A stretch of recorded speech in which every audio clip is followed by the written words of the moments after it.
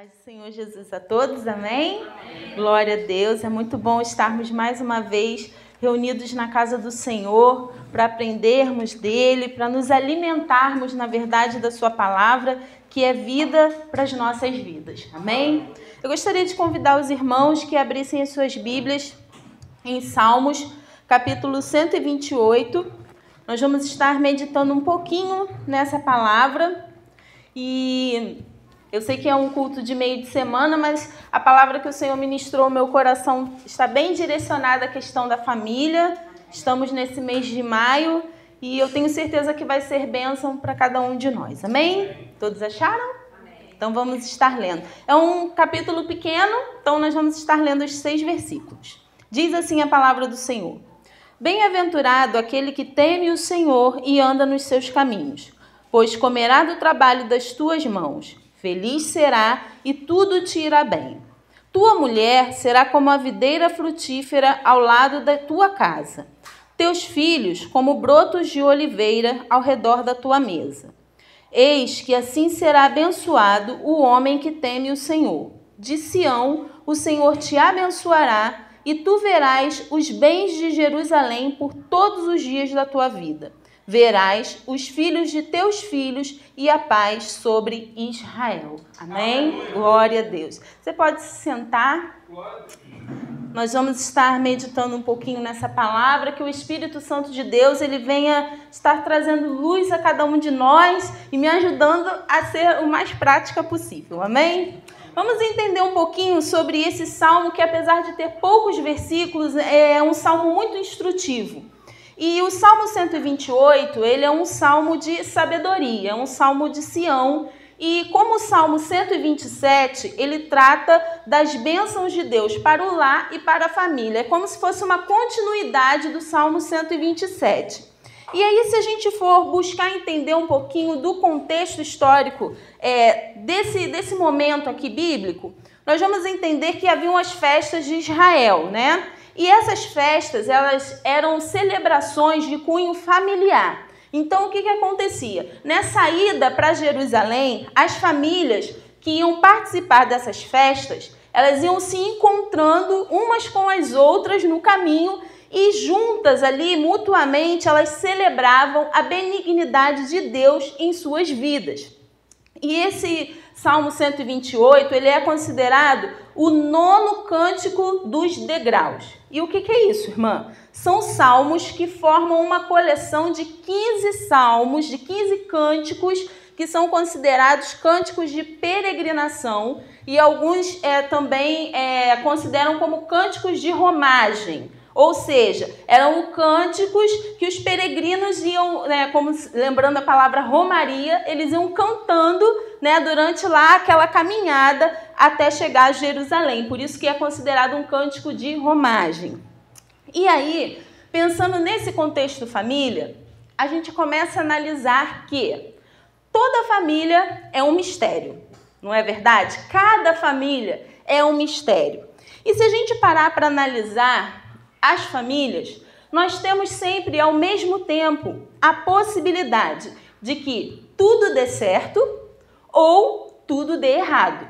Isso vai depender de como aqueles que estão envolvidos naquele contexto familiar vão conduzir as suas vidas e, consequentemente, as suas famílias. Então, a verdade é que uma família ela tem tudo para dar certo, mas, ao mesmo tempo, tem tudo para dar errado, dependendo de como cada membro vai conduzir aqueles que estão sob os seus cuidados.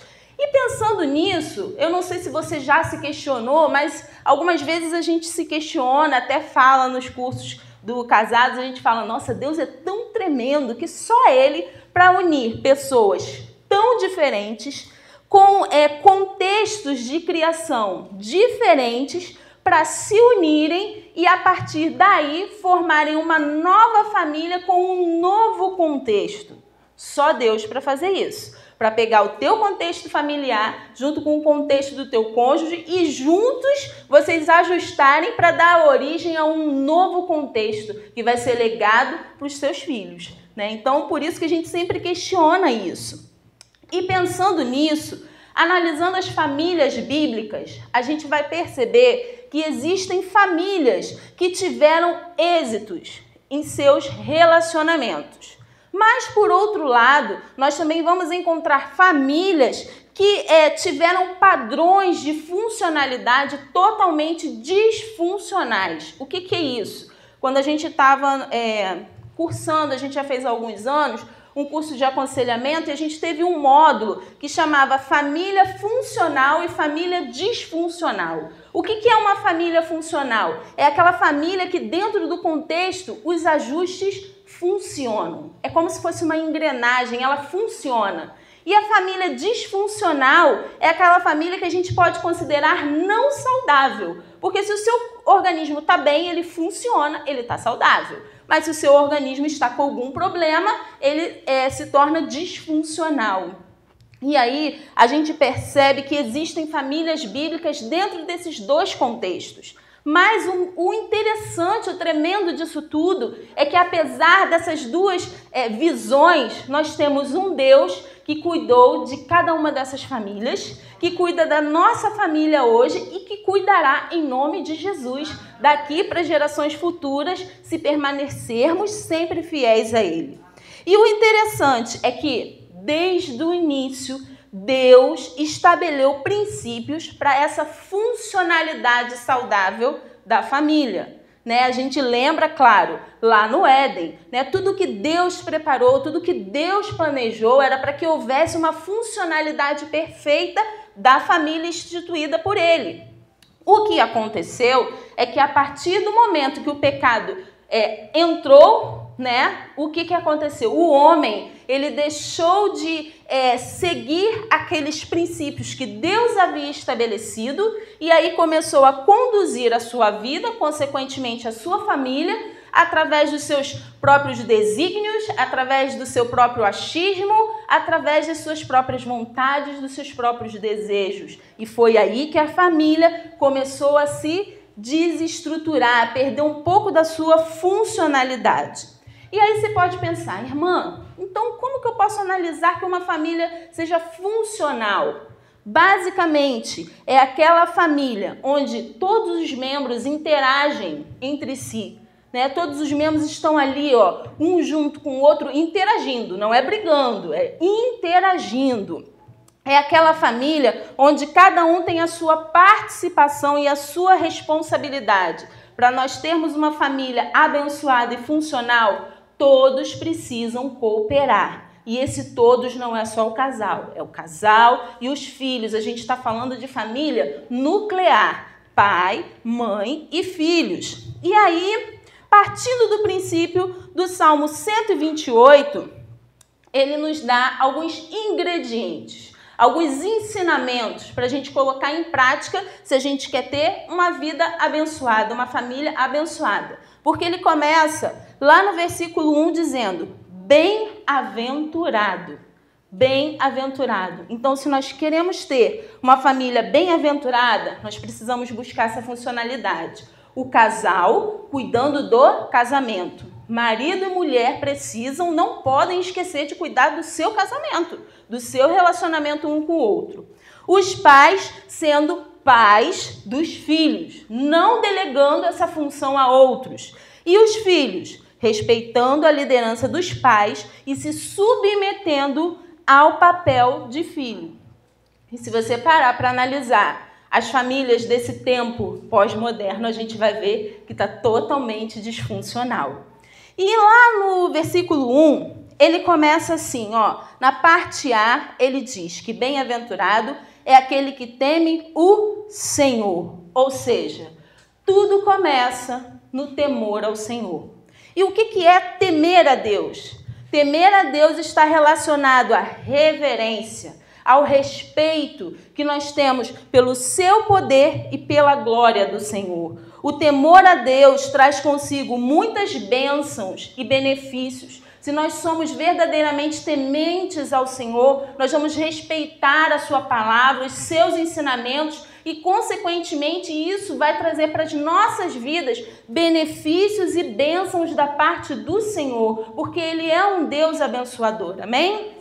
E o Salmo 111, versículo 10, ele diz assim, O temor do Senhor é o princípio da sabedoria. Bom entendimento tem todos os que lhe obedecem. Seu louvor permanece para sempre.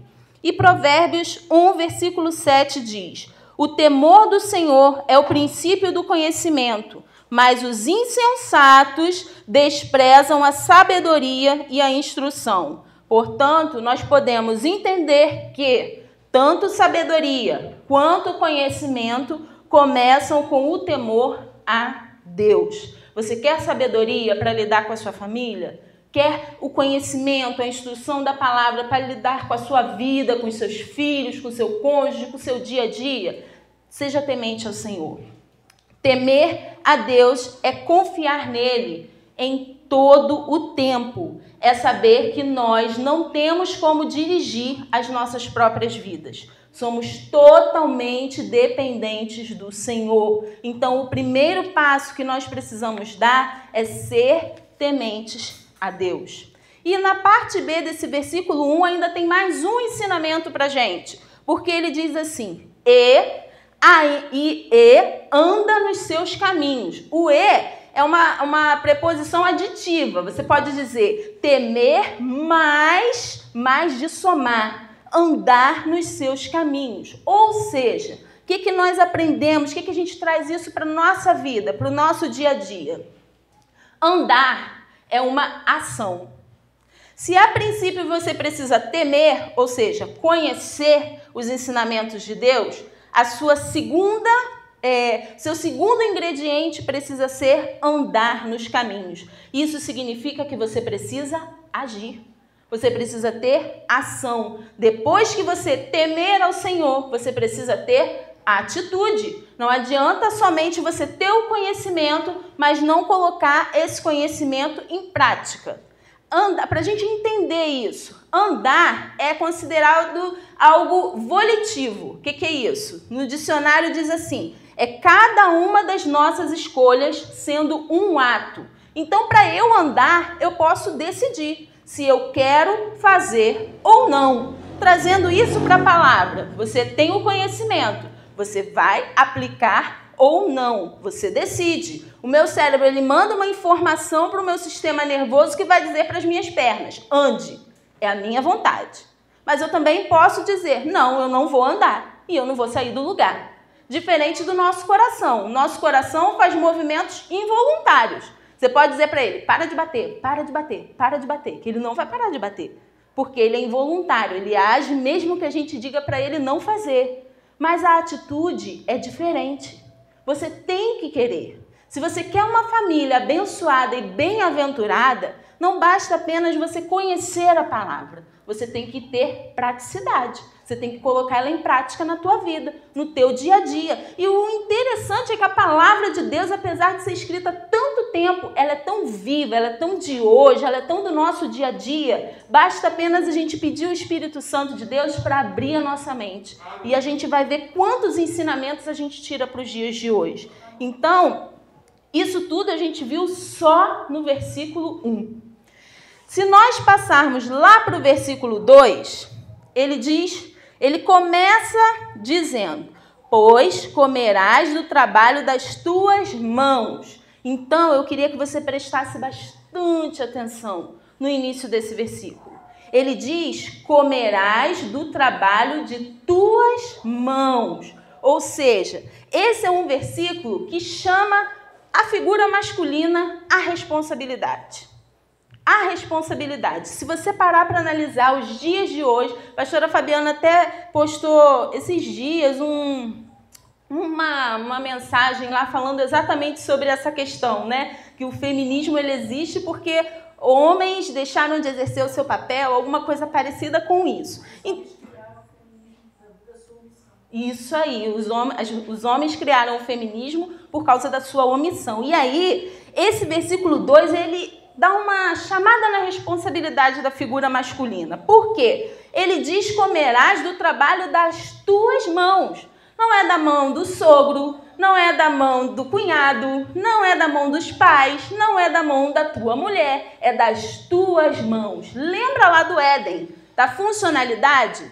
Deus chamou Adão e disse para ele, você tem que guardar e lavrar no jardim, não foi? Eva não estava nem lá ainda, a não ser na costela do Adão, não é? Mas ela não estava no jardim. Deus se direcionou para o homem. A diferença é que quando entrou o pecado, ele tinha que trabalhar, mas com mais desgaste, porque Deus falou que ele ia comer do suor. Mas Adão não estava no Éden a passeio. Ele não estava se distraindo. Deus deu logo um trabalho para ele. E o que tem acontecido nesses dias?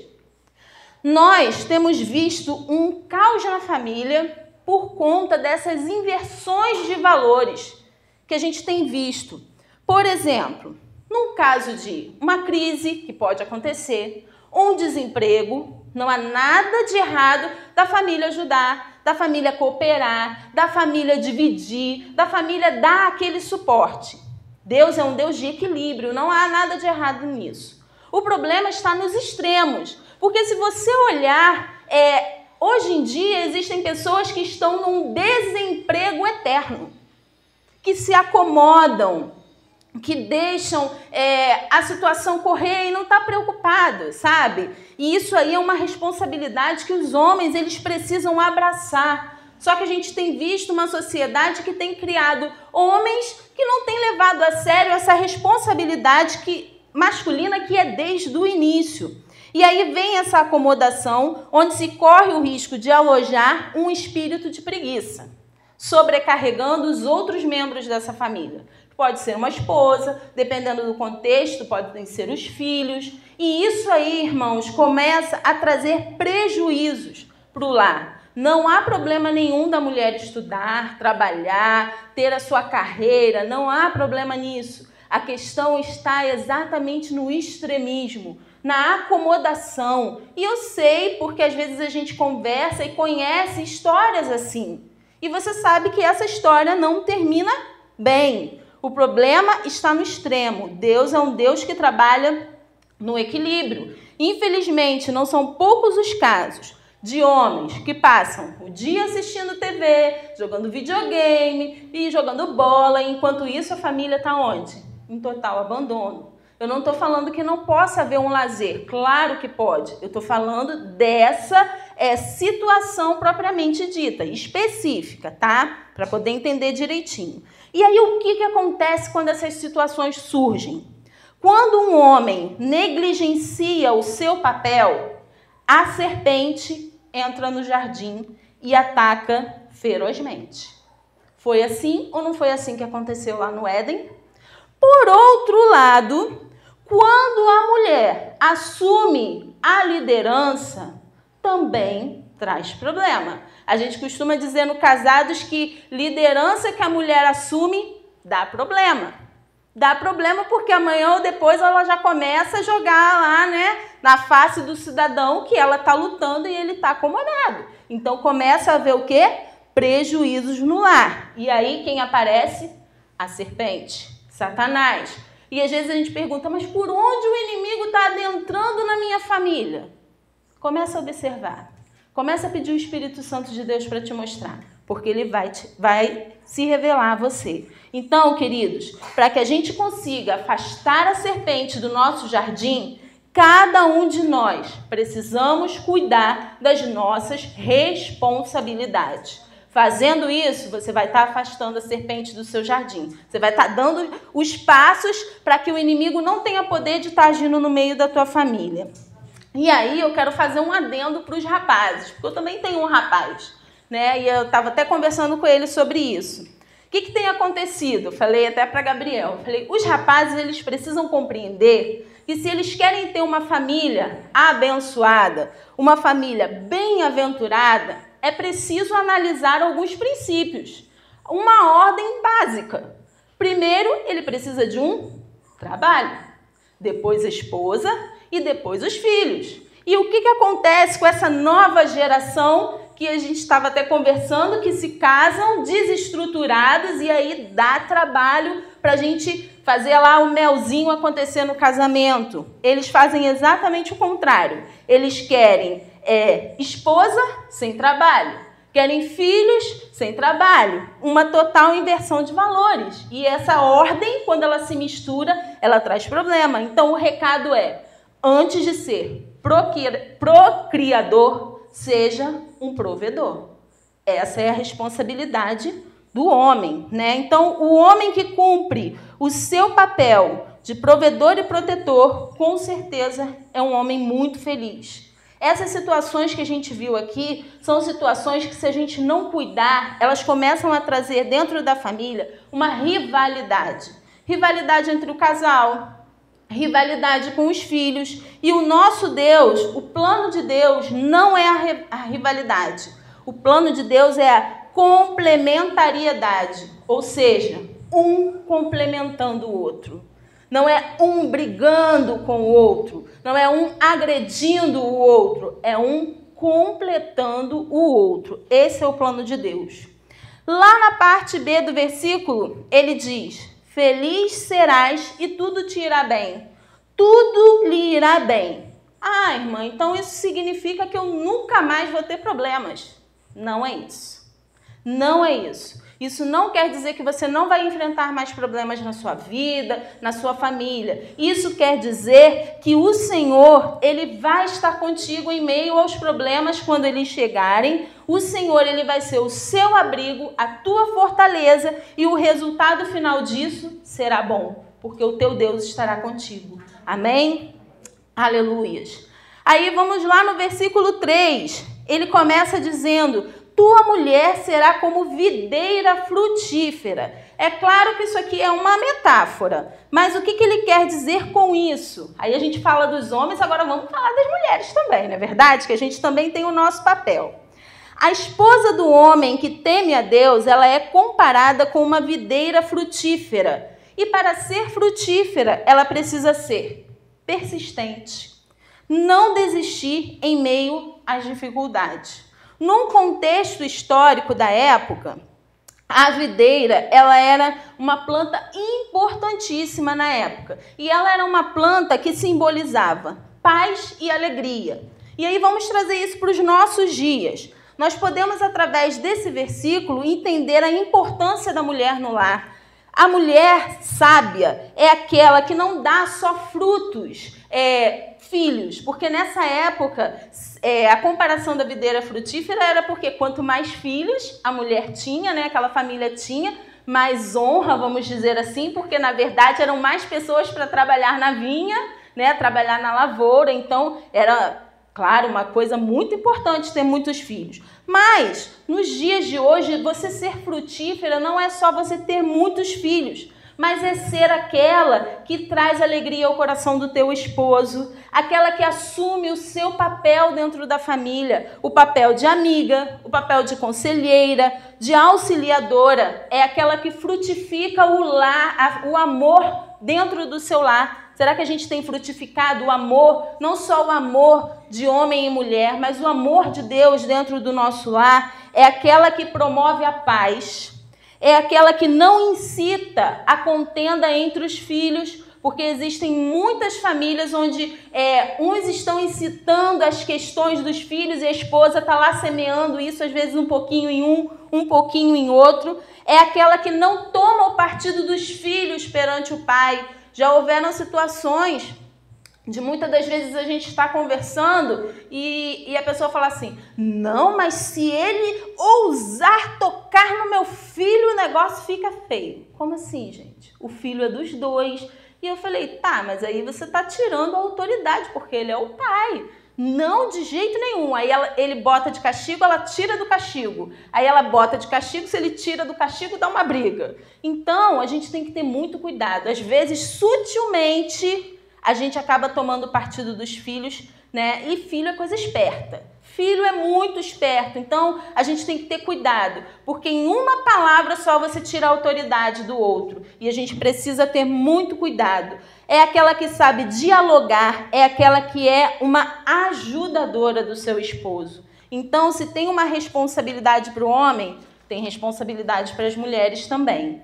Na parte B, ele declara que os filhos são como brotos de oliveira. E o que o salmista quis nos ensinar com isso aqui? Seus filhos serão como brotos de oliveira ao redor da sua mesa. Quando a oliveira fica velha, o tronco principal, ele pode parar de produzir frutos. E aí, geralmente, os cultivadores, eles deixam várias mudas, vários brotos novos crescerem ao redor daquele tronco, que já não está frutificando tanto. E aí, com isso, eles começam a se tornar parte integrante daquela árvore. Então, começa a dar, aquela frutificação junto.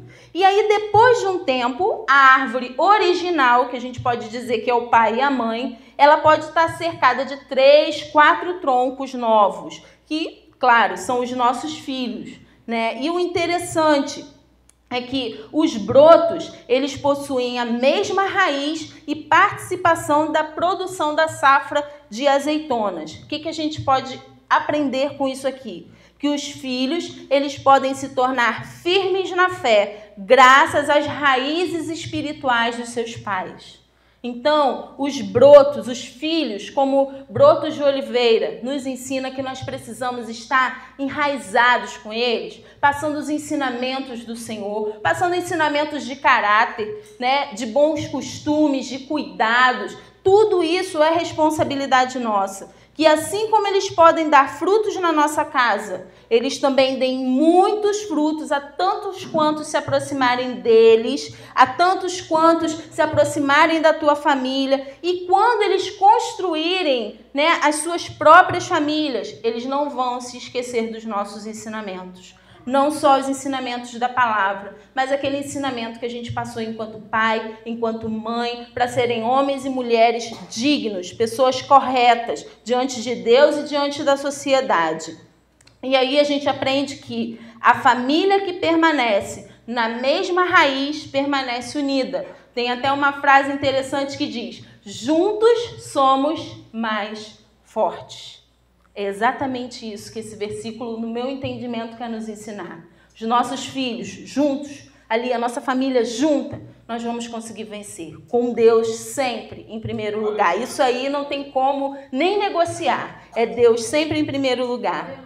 E para a gente finalizar, a partir do versículo 5, ele começa a direcionar essa questão. Ele diz: de Sião o Senhor te abençoará e tu verás os bens de Jerusalém por todos os dias da tua vida. Sião representa o lugar de culto. Isso quer dizer que a nossa família abençoada, bem-aventurada, ela vai ser uma bênção também para a Igreja de Cristo. Como a gente colocou aqui, famílias fortes. Se uma igreja tem famílias fortes, ela se torna também uma igreja forte. Então a promessa de Deus não é só para a minha vida, para a tua vida, para a minha família, para a tua família. É para a Igreja de Cristo. Se nós lutarmos para termos uma família abençoada, nós vamos ter uma igreja abençoada, que vai ser como um farol, cada família aqui como um farol, direcionando a luz de Cristo para aqueles perdidos. Porque não se engane, irmãos, existem muitas famílias passando dificuldades nesses últimos tempos, principalmente nos tempos de pandemia. Tanto é que a gente vê no jornal feminicídio, e quantos pais têm assassinado seus próprios filhos, que coisa terrível. E isso é sinal de uma sociedade decadente, que precisa de Cristo, e para que Cristo possa agir na vida dessas pessoas, ele precisa de instrumentos. E esses instrumentos somos eu, você, é a nossa família agindo em prol da glória de Deus. Amém? E ver a igreja prosperar significa ver nossos filhos e nossos netos sendo abençoados e sendo instrumentos nas mãos do Senhor. E é óbvio que Ele nos conceda a oportunidade de ver esses dias. Irmãos, nós temos que clamar ao Senhor, nós temos que fazer a nossa parte, instruir os nossos filhos e clamar ao Senhor para que Ele nos permita ver e vivenciar esses dias em que os nossos filhos vão ser instrumentos de Deus, em que os nossos filhos vão ganhar almas para o Senhor, em que nós vamos ter a oportunidade de contemplar a vida dos nossos netos e ver que a nossa geração dos nossos netos está sendo alcançada pelo Senhor, porque um dia lá atrás a semente da palavra de Deus entrou na nossa vida e frutificou. A bênção que alcançou a nossa família, que alcance a família dos nossos filhos, que alcance os nossos netos, que daqui a um tempo a gente deixe um legado e olhe para trás e veja: Senhor, muito obrigado, porque eu fiz a minha parte, porque nenhum dos meus se perdeu, porque hoje eu vejo os meus filhos te louvando, porque hoje eu vejo os meus filhos na tua obra, ganhando almas para o teu nome, e porque eu consigo ver a geração dos meus netos te glorificando. Você imagina que alegria é isso, irmãos? É muito bom quando você vê um filho seu, tão pequenininho, louvando ao Senhor. É um instrumento. Abençoa os teus filhos, abençoa a geração dos teus filhos, abençoa a geração dos teus netos, abençoa o cônjuge que o teu filho vai ter, que a esposa do teu filho, o marido da tua filha. Abençoa desde já. Coloca diante de Deus desde já. Cuida do teu jardim para a serpente não alcançar a tua família. Em nome de Jesus. Ver a igreja prosperar é isso. É nós percebermos isso. O homem que teme a Deus, ele verá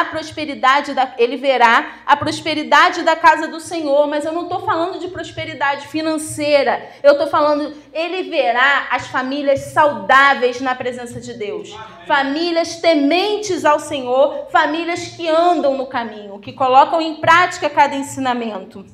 E aí, ele termina esse capítulo dizendo, o salmista, declarando: paz sobre Israel. É Deus quem abençoa a família do homem que teme a Deus. A família daquele que teme a Deus, porque ele termina dizendo paz sobre Israel. E eu achei um texto muito interessante que ele diz: Deus é o autor da família. Nós somos seus personagens e temos um roteiro escrito por ele a ser seguido e obedecido.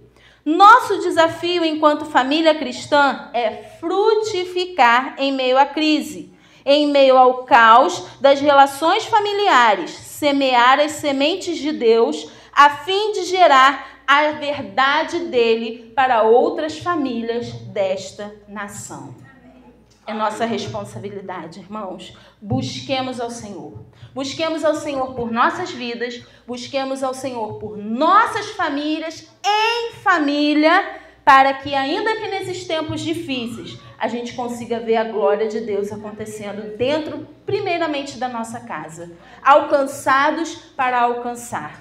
Famílias fortes para termos uma igreja forte. E que o Senhor faça de cada família aqui um farol em suas mãos, um instrumento. Meu irmão, minha irmã, não desista da tua família. Dificuldade toda família vai enfrentar, mas conheça a palavra de Deus e não desista. Lute por ela.